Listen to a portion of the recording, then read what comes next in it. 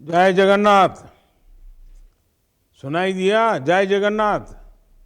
జీవితంలో ఒక్కసారైనా దర్శించుకోవాలి అని చెప్పే అద్భుత ఆలయాల్లో పూరి జగన్నాథ్ ఒకటి. ఒడిశా రాష్ట్రంలోని పూరి జగన్నాథ్ ఆలయం గురించి తెలియని వారు ఉండరు.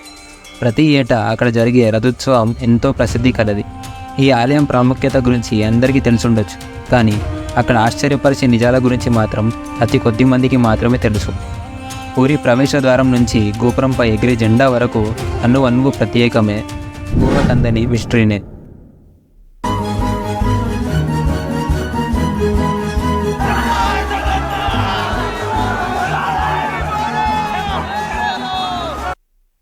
పురుషోత్తమ క్షేత్రంగా ప్రసిద్ధిగాంచిన పూరి క్షేత్రానికి శ్రీక్షేత్రం, శంఖక్షేత్రం, నీలాచలం, నీలాద్రి అనే పేర్లు కూడా ఉన్నాయి.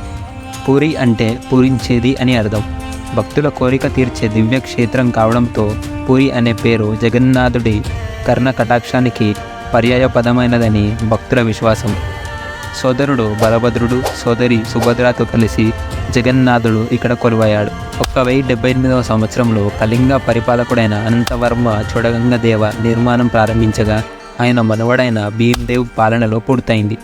అంతకుముందు అక్కడున్న ఆలయాన్ని ఇంద్రాద్యుమ్న్ మహారాజు కట్టించాడని చెప్తారు. ఈ ఆలయంలో అణువణువు మిస్టరీనే. అవేంటో ఇప్పుడు మనం చూద్దాం. ఈ ఆలయం గోపురంపై ఉండే జెండాకు ఎంతో ప్రత్యేకత ఉంది. మామూలుగా ఏ గుడికి కట్టిన జెండా అయినా సరే గాలి దిశను బట్టి ఊగుతుంది, కానీ ఇక్కడి జెండా మాత్రం గాలి ఎటువైపు వెళ్ళినా వ్యతిరేక దిశలో ఊగుతుంది. దీని వెనుక రహస్యం శాస్త్రవేత్తలు కూడా కనిపెట్టలేకపోయారు. జెండాకు సంబంధించిన మరో ముఖ్యమైన విశేషం ఏంటంటే 45 అంతస్తులు ఎత్తైన ఈ ఆలయంపై నిత్యం పూజారి ఎక్కి జెండాను క్రమం తప్పకుండా మారుస్తారు. ఈ ఆచారం దాదాపు 1800 ఏళ్ల నుంచి జరుగుతుంది. ఇది ఒక్కరోజు తప్పిన అప్పటి నుంచి 18 ఏళ్ల వరకు ఈ ఆలయం మూతపడుతుందని నమ్ముతారు. 20 అడుగుల ఎత్తు, టన్ను బరువు గల సుదర్శన చక్రాన్ని పూరి జగన్నాథ్ ఆలయం పై భాగాన ఏర్పాటు చేశారు. ఆశ్చర్యకర విశేషం ఏమిటంటే పూరి పట్టణంలో ఏ మూల నుంచి చూసినా ఈ సుదర్శన చక్రం కనిపిస్తుంది. ఆలయం పైన ఈ చక్రాన్ని ఉంచిన తీరు ఒక ఇంజనీరింగ్ మిస్టరీగానే మిగిలిపోయింది. ఏ వైపు నుంచి మీరు దీనిని చూసినా అది మీకు అభిముఖంగానే ఉన్నట్లు కనిపించడం విశేషం. ఈ ఆలయం పైనుంచి విమానాలు, పక్షులు ఎగరకపోవడం ఆశ్చర్యకర విశేషం. దేశంలో ఏ ఆలయంలోనూ ఇలాంటి వింత కనిపించదు. ఏ ప్రభుత్వం దీనిని నో ఫ్లయింగ్ జోన్గా ప్రకటించలేదు, కానీ ఏదో తెలియని అతీత శక్తి కారణంగా ఇది ఆటోమేటిక్గా నో ఫ్లయింగ్ జోన్గా మారింది. దీనికి ఇప్పటికీ శాస్త్రీయ వివరణ లేకపోవడంతో మిస్టరీగానే మిగిలిపోయింది. జగన్నాథ్ ఆలయం ప్రధాన ద్వార గోపురం నీడ ఎవ్వరికీ కనిపించదు. పూరి జగన్నాథ్ ఆలయం ఓ అద్భుతంగా చెప్పవచ్చు. రోజులో ఏ సమయంలో కూడా ఈ ఆలయం నీడ కనిపించదు.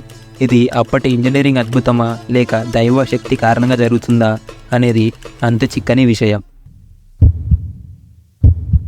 జగన్నాథ్ ఆలయానికి 4 ద్వారాలు ఉంటాయి.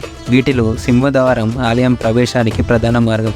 పూరి జగన్నాథుడి ఆలయం వెలుపల నుంచే జగన్నాథుడి లీలలు ప్రారంభమైపోతాయి.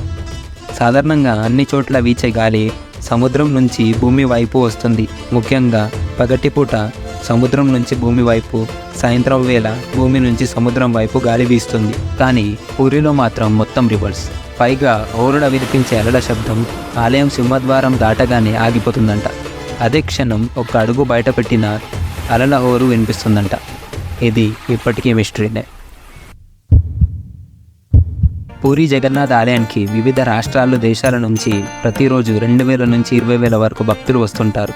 అయితే ఏడాది పొడవునా ఒక పరిమాణంలో ప్రసాదాన్ని ఆలయంలో తయారు చేస్తుంటారు. కానీ ఎప్పుడు కూడా ప్రసాదం వృధా కావడం, భక్తులకు సరిపోకపోవడం చోటు చేసుకోకపోవడం ఆశ్చర్యకర విషయం. ఈ ప్రసాదాన్ని 7 కుండలు ఒకదానిపై ఒకటి పెట్టి వండుతారు. కానీ కింద ఉన్న కుండ కంటే ముందుగా పై భాగంలో ఉన్న కుండలో ప్రసాదం తయారు కావడం విశేషం. పూరి జగన్నాథ్ ఆలయంలో అతి ముఖ్యమైనది పూరి రథయాత్ర. ఈ రథయాత్రలో 2 రథాలు ఉంటాయి. శ్రీమందిరం నుంచి గుండిజ ఆలయానికి మధ్యలో ప్రవహిస్తున్న నదిని దాటి వెళ్ళాలి. అందుకే 2 రథాలను ఉపయోగిస్తారు. మొదటి రథం నది యువతల ఒడ్డు వరకు తీసుకెళ్తుంది.